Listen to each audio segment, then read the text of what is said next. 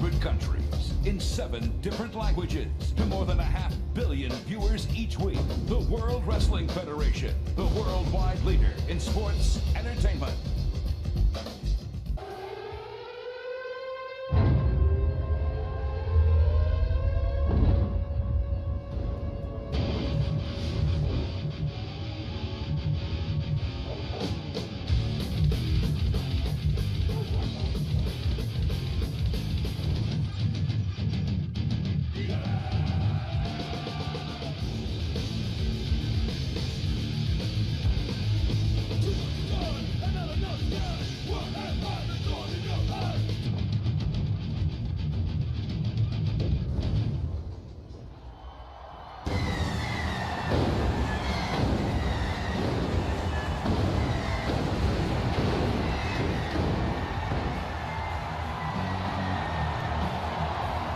WWF action is live here on Monday Night Raw, and we have plenty in store for you here tonight. We're live from a sold-out arena here in Providence, Rhode Island, and here we go.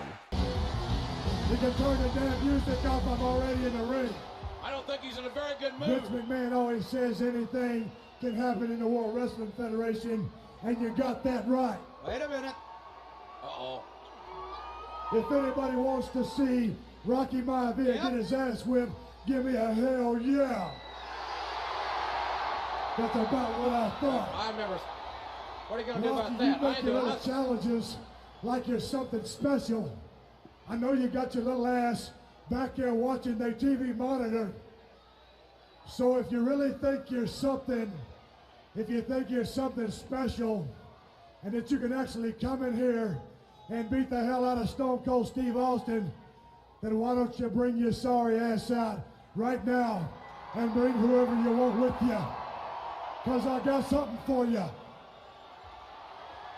Well, obviously Stone Cold. Go ahead and play some music so they got something to come out to. Come on, Rock.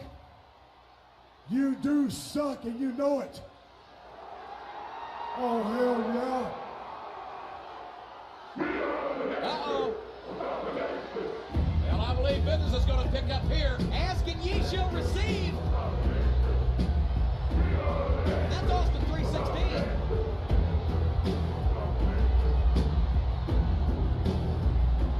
Austin has absolutely no fear. He looks like he's saying, don't wait for December 7th. You want this title belt? Come on and get it. Rock. What? It's supposed to be the other way around. Oh. Well, yeah, this doesn't look good at all for Stone Cold Steve Austin. Farouk, D'Lo Brown, and Kama Mustafa are on their way to the ring. He asked for Rocky Maivia. He got everybody but. Rocky went back through the curtain. Stone Cold Steve Austin being surrounded here by the Nation of Domination. And I don't know if even Steve Austin is going to be able to get himself out of this predicament. Here comes D'Lo. Here comes D'Lo Brown. And Stone Cold Steve Austin asserting himself here. Austin striking like the rattlesnake. Stunner. Well, they sent D'Lo Brown in like a sacrificial lamb. Look at Rocky. Rocky got the belt. The Rock is stealing the Intercontinental belt. Maivia has Austin's Intercontinental Championship belt. That was set up. It was set up that way. It had to be.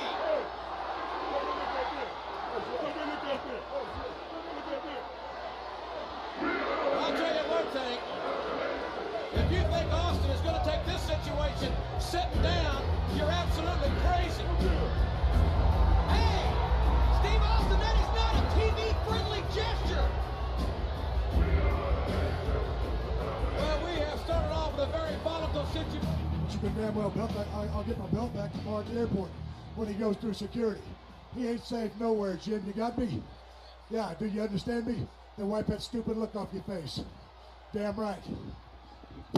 Well, and also on tonight's program, while you get yourself put back together, an investigative report on the truth behind the Bret Hart controversy, including... I ain't going nowhere, son. I'll be around for the whole show. You got it? He's gonna get his damn payback. Including what really happened when Bret Hart and Vince McMahon went face to face after the event. And JR, while you're getting yourself back together again, DX is here tonight. Shawn Michaels, Hunter Hearst Helmsley, Rick Rude in China, and they are mad. Ladies and gentlemen, we are ready for our first contest of the night. We're going to see Marvelous Marc Mero take on Jerry the King Lawler. Marc Mero, as of late, has been having issues with... Oh, look at this. Look at this here. Jerry Lawler's not going to wait until the match begins here. And we're going to see Jerry Lawler and Marc Mero start their match right here, right now. And Sable, who looks very, very good tonight, by the way, is making her way down to the ring here. But Marc Mero just throws Jerry Lawler down into down the ramp there. But Jerry Lawler, who is cheap as they come, tries to get this match here started in a cheap way here. And it looks like we officially have the match. The match is underway. Marc Mero throws Lawler into the corner. It looks like Marc Mero's gonna wrestle with his attire on, his boxing attire on here. Picks him up. He's got sunglasses on, for God's sakes. Gets him in a fireman's carry position here. And, oh my God, into a flapjack. Into a flapjack. Later tonight, we will be seeing in our main event, The Rock versus Dude Love here. And look at this here.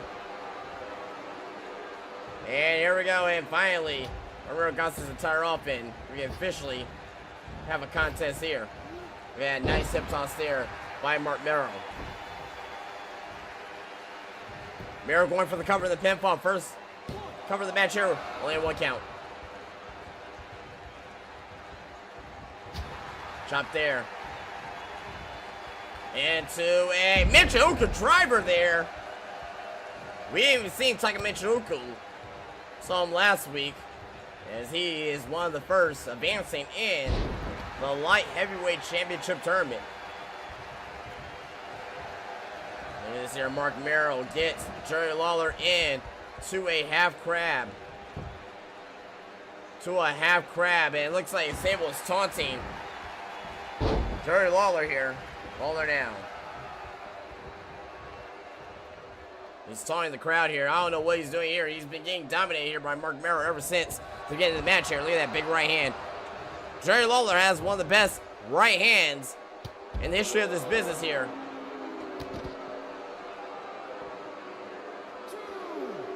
Lawler picks up Mero. Oh, look at that big right hand. Big right hand, and look at that. Mero comes back with a back elbow. Back in the ring they come. Also later tonight, you'll be hearing from Vince McMahon on his thoughts of the ending of Survivor Series 1997 and the controversial ending to that. And he's going to be talking about the status of Bret the Hitman Hart later tonight. Don't miss that.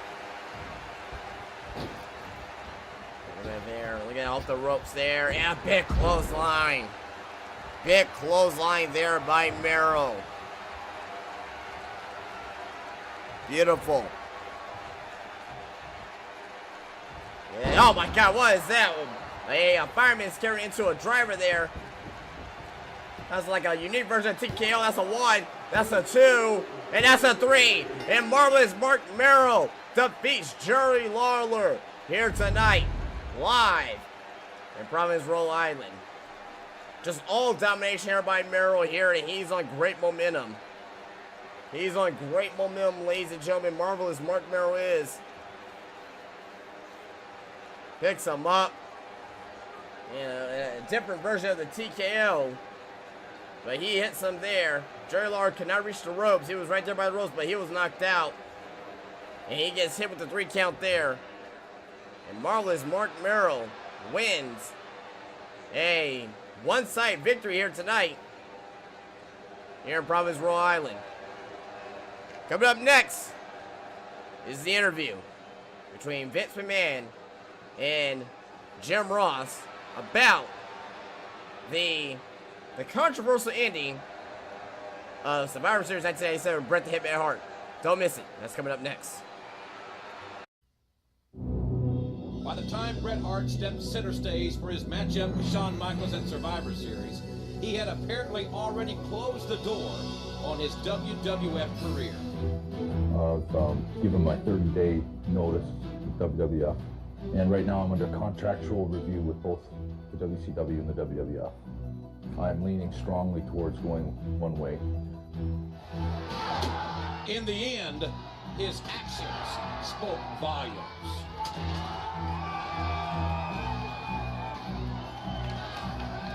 Let's cut right to the chase. 7 days ago at the Survivor Series, did you or did you not screw Bret Hart? Some would say I screwed Bret Hart. Bret Hart would definitely tell you I screwed him. I look at it from a different standpoint. I look at it from the standpoint of the referee did not screw Bret Hart. Shawn Michaels certainly did not screw Bret Hart. Nor did Vince McMahon screw Bret Hart. I truly believe that Bret Hart screwed Bret Hart. And he can look in the mirror and know that. I'm sure in some parts of the country right now there's a collective groan that you're not accepting responsibility, that you orchestrated the situation, and the fact that people are not going to understand what you mean by Bret Hart screwed Bret Hart. So what do you mean by that? Well, I will certainly take responsibility for any decision I've ever made. I've never had a problem doing that. Not that all of my decisions are accurate. They're not. But when I make a bad decision, I'm not above saying I'm sorry and trying to do the best about it that I can. Hopefully the batting average is pretty good. I make more good decisions than I do bad decisions. And as far as screwing Bret Hart is concerned, there's a time-honored tradition in the wrestling business that when someone is leaving, that they show the right amount of respect to the WWF superstars in this case, who helped make you that superstar. You show the proper respect to the organization that helped you become who you are today. It's a time-honored tradition, and Bret Hart didn't want to honor that tradition. And that's something I would have never, ever expected from Bret, because he is known somewhat as a traditionalist in this business. It would have never crossed my mind that Bret would not have wanted to show the right amount of respect to the superstars who helped make him and the organization who helped make him what he is today. Nonetheless, that was Bret's decision. Bret screwed Bret. Some folks along the internet know that in 1996, Bret signed a 20-year contract with the WWF. Then I'm sure there are some at home now, some folks are saying, well, how could Bret Hart be, he's got 18 years left on the contract. How can he leave? Did Bret Hart ask you to leave the WWF, or did you ask him to leave the WWF? This was a joint decision, and it vacillated somewhat as well when we were making the decision. It was a joint decision from both Bret and me. And ultimately what happened was that the two of us got together and orchestrated the opportunity for Ted Turner's wrestling organization to, quote, steal Bret. I felt that for business reasons, if Bret Hart and the salary we were paying him was not justified, and Bret felt that for creative reasons, and in fact that he had become sort of second banana in his own mind to Shawn Michaels, who had, quote, stolen his spot. So for financial reasons on my part and creative reasons on Bret Hart's part, the two of us got together and decided, okay, let's do the very best we can for you, Bret. So the two of us orchestrated Bret Hart receiving a 3-year deal in which he is paid $3 million a year, which I believe is the richest deal in all of professional wrestling. And that's working 125 days a year.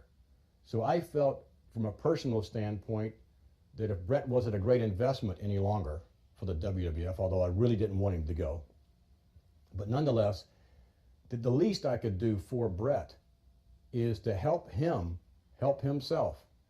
And I told Bret, if in fact you do get this deal from Turner, I'm going to be the very first person personally to congratulate you. And I was. From a business standpoint, I didn't really want to lose Bret. He wasn't paying off from a financial standpoint, but nonetheless, I really didn't want to lose Bret. Certainly the bitterness of the loss at the Survivor Series could never be more prevalent. He stands in the ring and he spits in your face. Shortly thereafter, he is destroying WWF television equipment. Were you prepared for what happened after the match? I was disappointed in Bret when he hit me. Very disappointed. I sustained a concussion as a result of it, with vision problems to this day. I'll get over it. And I didn't think it was the right thing to do. Bret seems to be crowing about that, that I've read, where, you know, he feels proud of striking me. And it wasn't a question of a confrontation, because even at 52 years old, I dare say that perhaps things would have been a little different if there were a confrontation. I allowed Bret to strike me. I had hoped that he wouldn't. I'd hoped that we could sit down and try and work things out as gentlemen. That's what I'd really hoped for, but that's not what happened. Have you considered pressing charges or pursuing legal remedies for that situation in his locker room? I have considered it. I think those options are still available. I'm not pursuing it at the moment. And I guess maybe it all depends on Bret as to whether or not I do. If you were only a story writer, and the Survivor Series was the final chapter in the life story of Bret Hart, the WWF years, how would you have preferred to write the final chapter? As a storyteller, I would have hoped that Bret's story would be a dramatic one.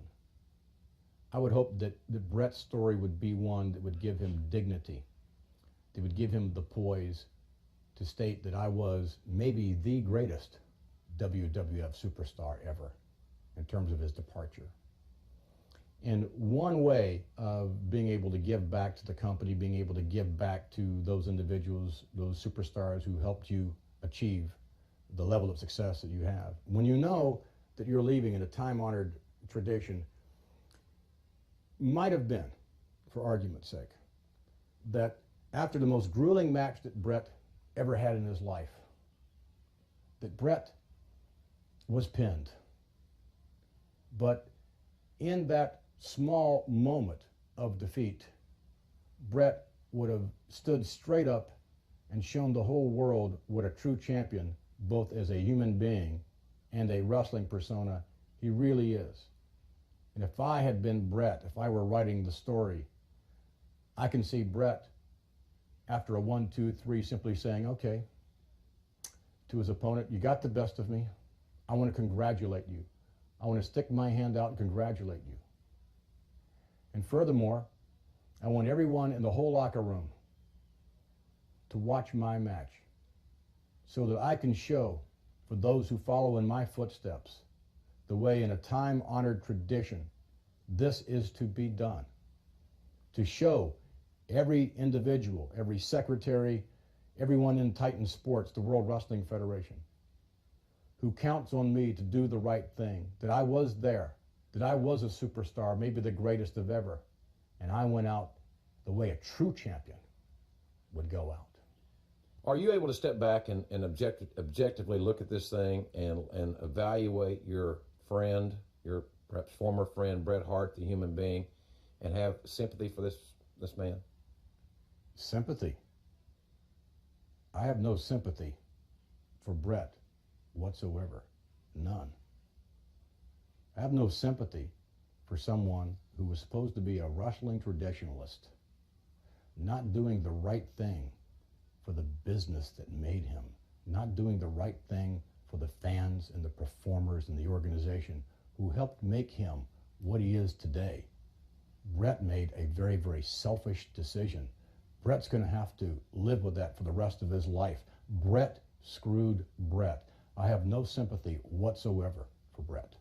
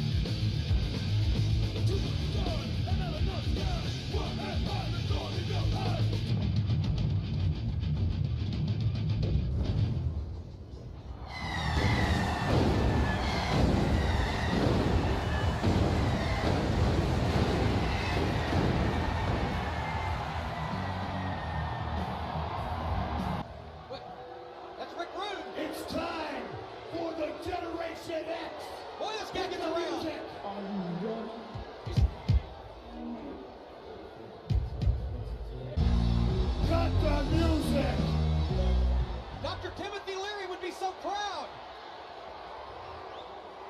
Ken Shamrock, let me make one thing perfectly clear. What you did last week is not beat the Heartbreak Kid Shawn Michaels. That was not a sanctioned match, and that happened because of Sergeant Slaughter, which we will address later. Ken Shamrock, you want some of the Heartbreak Kid? You want some respect from Degeneration X? I got news for you, Ken Shamrocks. DX respects absolutely nobody.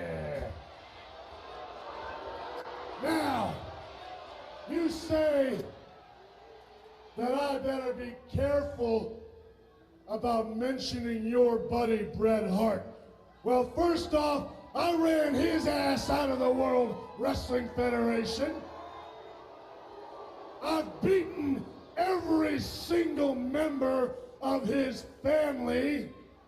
So there's only one thing really left for the Heartbreak Kid, the World Wrestling Federation champion, the European champion, to do, and that is start beating the hell out of Bret Hart's friends. And if that's you, Ken Shamrock, that is exactly what is gonna happen. Now, Triple H, I believe you have some words to say.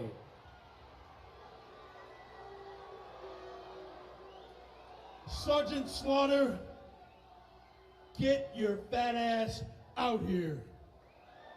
Well, that's fairly plain. Shawn Michaels, of course, will meet Ken Shamrock December the 7th at Degeneration X in Slaughter, your house. this is Degeneration X talking.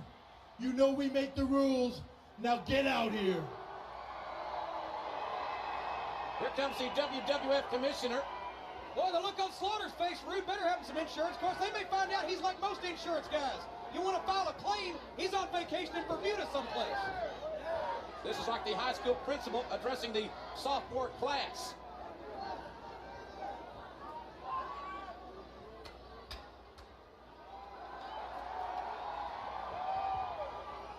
You damn Skippy, you better applaud the WWF champ, Chin Boy.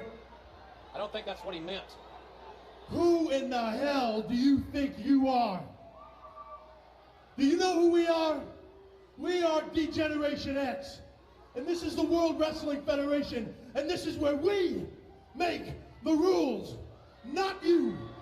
Get it? We make them, we enforce them, we run the World Wrestling Federation. And you had better get that through this thick head of yours. Because the next time you stick your nose, or should I say, chin, in DX's business, it's gonna be the last thing you do. Now, Slaughter, from what I hear, Sergeant Slaughter, which is bigger, Slaughter's chin or his nose? Your old lady is not too thrilled with your privates. Oh, good grief. As a matter of fact, from what I hear, you're having a little problem going past half-mast. Now, you stick your chin in DX's business again, I'm gonna have to make a swing by your house and show her my Lance Corporal and show her what standing at attention is all about. Oh, man. Oh! Yes! The Yes! commissioner slapped Helmsley! Yes! Slaughter! Hit him again! Slaughter's not going to take it anymore! He just got nailed from behind! Slaughter, the commissioner of the WWF, assaulted from behind by Hunter Hearst Helmsley! Commissioner Slaughter, finally after all this time, he had put the wrestling boots away, but he finally showed us he's still got some guts. But he's paying for it. Right in the head with that steel briefcase. Slaughter knocked out. Slaughter knocked Good in. God, that's gonna leave a mark for sure. The audacity of Degeneration X assaulting the WWF commissioner. How heinous can they be? They respect no one or nothing. Oh, come on, look at this. He doesn't even know.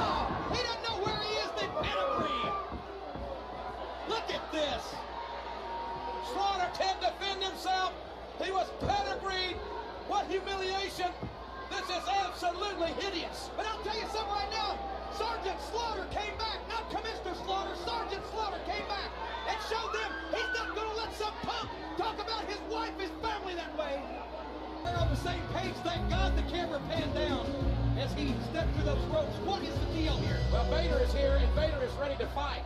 Looks like somebody put a Purina dog chow wrapper on his face. What is going on with Goldust? He has just... He's walked down every commitment he's had in the last several weeks. He and Mero ought to get therapy. Listen, it's real simple. I'm an invalid, okay? Mentally and physically. I'm broken and I'm crippled. The doctor hasn't given me the release to work. What do you want me to do? You want me to wrestle you with a broken arm? Well, Vader probably does want him to wrestle him with a The broken whole arm. world knows you're not hurt, and I don't care what this letter says. It's Goldust's hand, not his arm anyway. Looks like Reginald Van Gleason. Goldust has a legitimate injury, from what we understand. He broke his wrist and a hand after walking out on his feet. No! What the heck? What is he? He pulled something out of his sling. But Vader just got cold cocked. Vader just got hit right in the top of the head with something. Goldust pulled something out of his sling and whacked Vader one time with it. I couldn't see what it was, but it was enough to put the big man down, and he's shaking. He is shaking. Well, Goldust he has hit the skids. Goldust is out of here. Vader needs medical attention. Bret Hart has left the WWF. This is a crazy question. Would you welcome Bret Hart back if he just said, Vince, I've changed my mind. Can I come back? Would you allow him to return to the WWF? I mean, he spit in your face, notwithstanding destroying television monitors and equipment, certainly notwithstanding the fact that he punched you. Would you allow him to ever come back to the WWF if that was an option? This is a strange business, and yes, I would. We would have to have a real frank understanding. I would want to hear Bret say, Vince, I'm sorry. I didn't mean to be selfish. I just kind of lost it there for a while. And I have no problem saying, Bret, geez, I'm sorry that I had to do what I had to do as well. Would I welcome him back? I also would tell Bret no more free shots. I'd want that strictly from a man's standpoint. I'd want him to know that, okay? And that in the future, if we're going to have problems along those lines in a locker room or anywhere else, that, okay, we're going to have them, but no more free shots. If Bret could tear up his contract with the other guys right now and return, I'd welcome Bret back under those conditions. Was his motivation, do you believe his motivation then primarily, he says he didn't leave here for the money. There were signs in the arena following Survivor Series. Bret sold out. Bret seems to be sensitive to that subject, that he doesn't want to be known as someone who sold out. I'm proud of the fact that I helped Bret sell out. And that's what Bret did. He sold out. And it's not a big deal because I helped him do it. So do I think that Bret left for the money? I think that when you're making $3 million a year and you're working 125 days of that year, I think Bret sold out. And I don't blame him for selling out. I helped him sell out. As a matter of fact, I would suggest there could be a long line outside the next locker room with wrestlers begging me, Vince, help me sell out. So do I think he sold out? Yeah, and I don't think that, every time Bret says, no, I didn't do it for the money, I think that Bret loses credibility every time he says that. Did this whole ugly ordeal with Bret Hart affect you more professionally, the businessman side of Vince McMahon, or the personal side of Vince McMahon? From a business side, the WWF will go on beyond Bret Hart. From a personal side, it definitely has affected me. I think that Bret and I, you can't end a 14-year relationship like was ended without having feelings. I regret that I felt that I was forced into making the decision that I made. I regret that Bret didn't do the right thing for the business and for himself, because it wouldn't have cost him $1 less with his deal with Turner. I regret that his fans, if there is such a thing separate from WWF fans, are in any way hurt by any of this. I regret that his family is having to endure this tirade that Bret seems to be on. I regret that a member of my family, my son, had to witness some of this, especially in the locker room.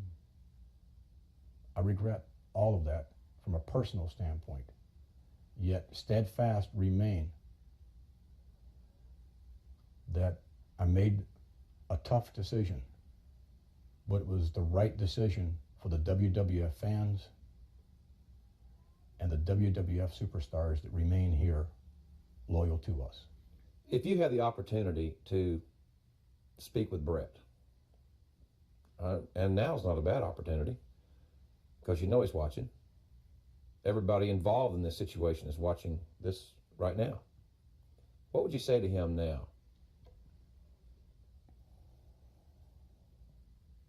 Probably what I said to him in the locker room.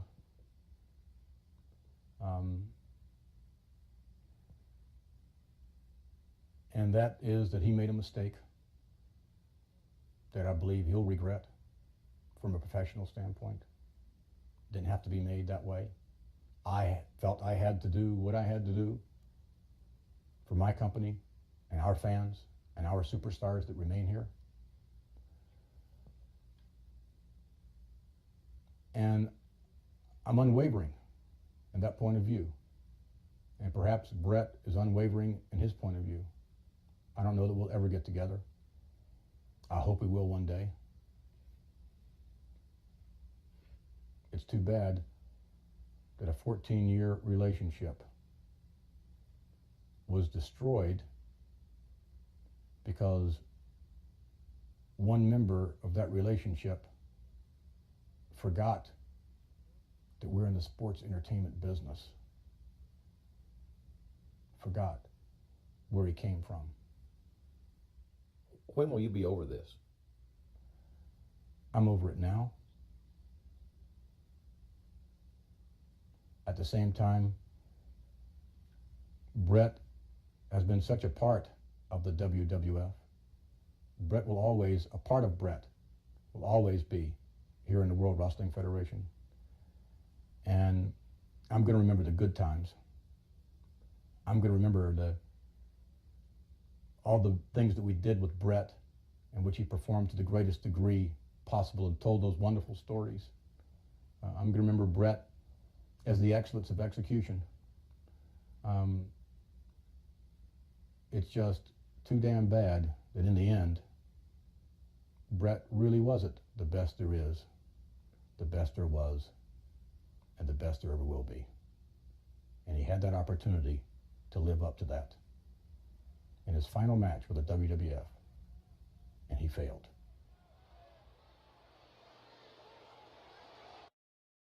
Ladies and gentlemen, what a crazy night this has been here on Monday Night Raw. And we are here for our main event. And here comes the man that stole the Intercontinental Championship away from Stone Cold Steve Austin earlier tonight in our opener. Here comes The Rock. He's not officially the Intercontinental Champion. I don't know where the Intercontinental title is at. He's probably hiding it somewhere in the back. But he is here with the nation with Farouk and D'Lo Brown. And he is probably the most hated man in all WWF right now at this current time. And face off against Dude Love here in our main event here. My God. The Rock is going to face off against Stone Cold Steve Austin, the official Intercontinental Champion, at In Your House Degeneration X, coming up in a couple of weeks. Well, The Rock is getting just vigorous hate here by the fans here tonight in Providence, Rhode Island. And The Rock Well, The Rock, well, it looks like he's asking for a microphone here. What the hell does he want the microphone for? Well, go ahead and spit it out. Shut up. Well, the people are still chanting Rocky sucks. Quit it. You know, let's get two things perfectly clear right here, right now. That this match I'm about to have is a non-title match. Oh, give me a break. You're not even the champion. And you know, The Rock is a lot of things, but a thief isn't one of them. Because you see, when The Rock was Intercontinental Champion, all of you people made it perfectly clear that I was the best damn Intercontinental Champion there was. Has he got an identity crisis? Who's The Rock?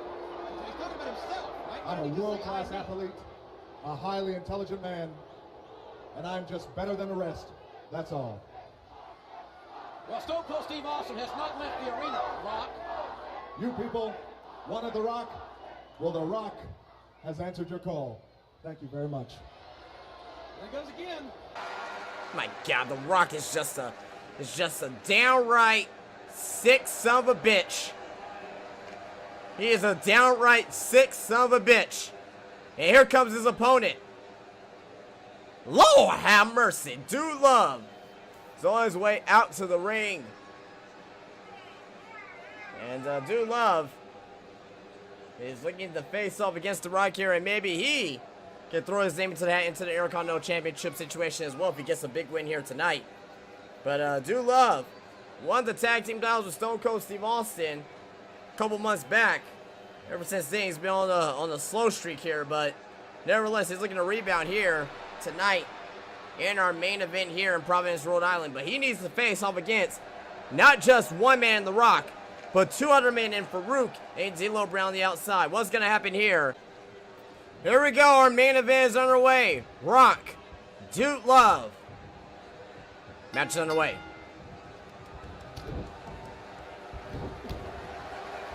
I just can't believe what The Rock said. I just can't believe it whatsoever.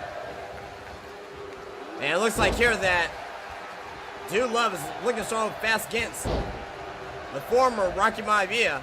And focus on the outside. All you can do is watch and look here. That right hand's by the Great One. And that's what he calls himself at least. And belly suplex. Oh my God, he's flexing. I don't know why he's flexing. He needs to stay on. Dude Love here, who is one of the toughest sons of bitches here in our business. Rock going up on top. Oh, Dude Love knocks him down here. You gotta figure out Stone Cold Steve Austin will be making an appearance here tonight. During this match, after this match, you gotta feel that The Rock will be looking over his shoulder the entire match here. Well, I don't know if he is, because he does have Farouk on the outside. Leader of the Nation Domination. He's on the outside, watching The Rock's back, off the ropes. Big clothesline there. By The Rock. Maivia. Tripped there by Dude Love. Dude Love now. Trying to get some offense here on the youngster. Back elbow. Kick in the gut.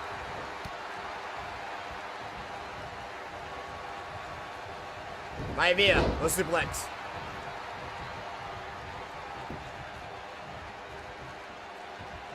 My God, just pure domination here by the youngster. And I don't know why he's bouncing around like that. He needs to keep his eyes here on Dude Love.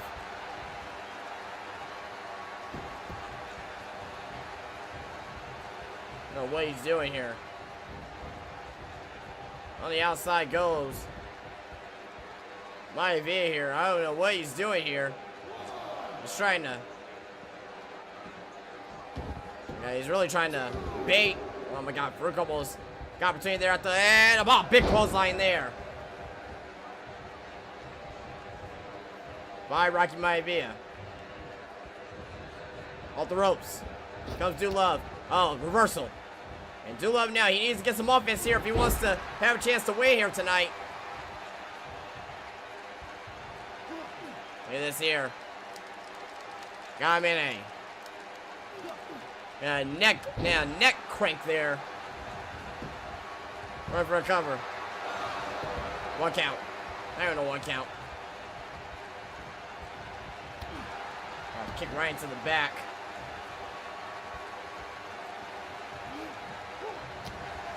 Elbow there by The Rock. Rock down.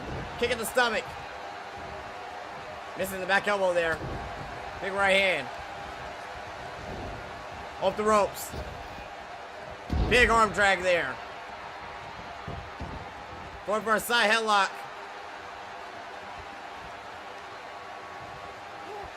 The guy has him in a side headlock here. Dude Love's in trouble here. If he doesn't find a way to get out of this.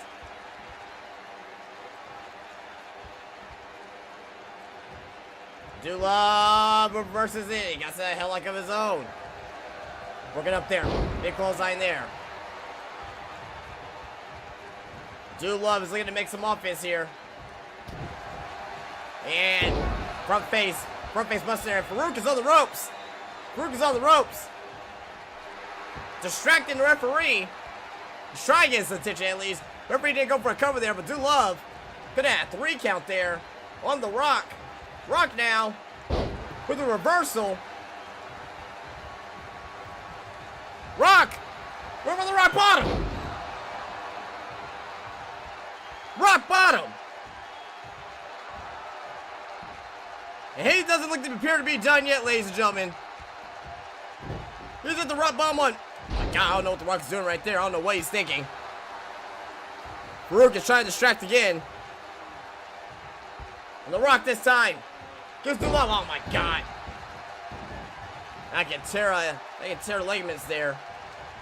I can tear some ligaments there. In the corner goes The Rock. Dude Love, formerly known as Mankind, real name Mick Foley. This is Foley's baby boy. Oh man.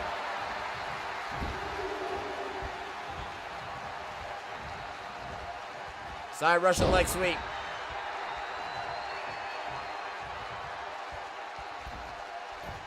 Rocky is on the mid rope there, coming out with double axe handle.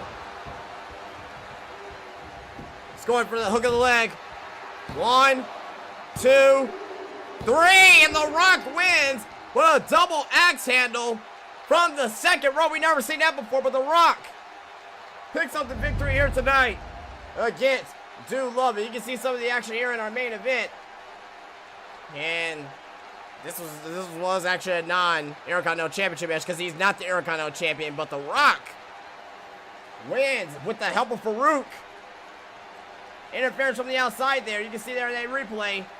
That should have ended right there, The Rock bottom, but I thought that was it right there, but The Rock kept wrestling there, and he's the one put insult to injury there with that double axe handle from the top rope and pins Dude Love for the 1, the 2, the 3 pinfall.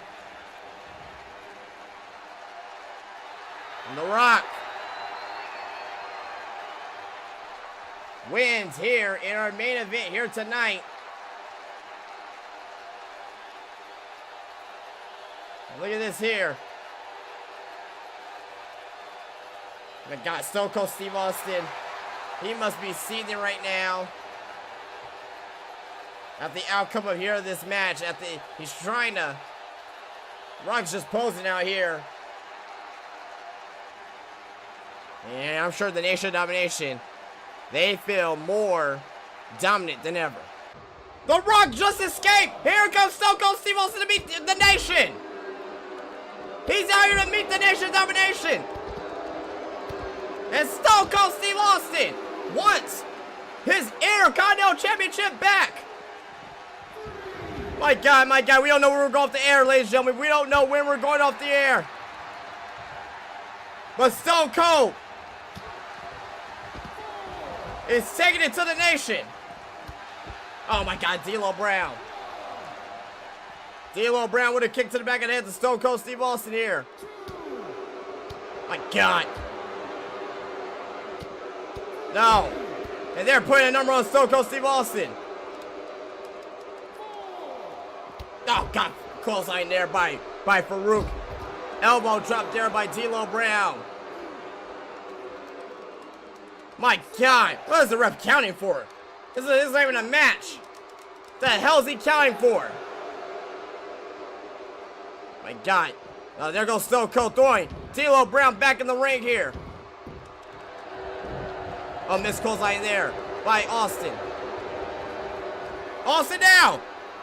Picked up for the Dominator. He got caught by the Dominator. No, no, we're going off the air. We're going off the air. No.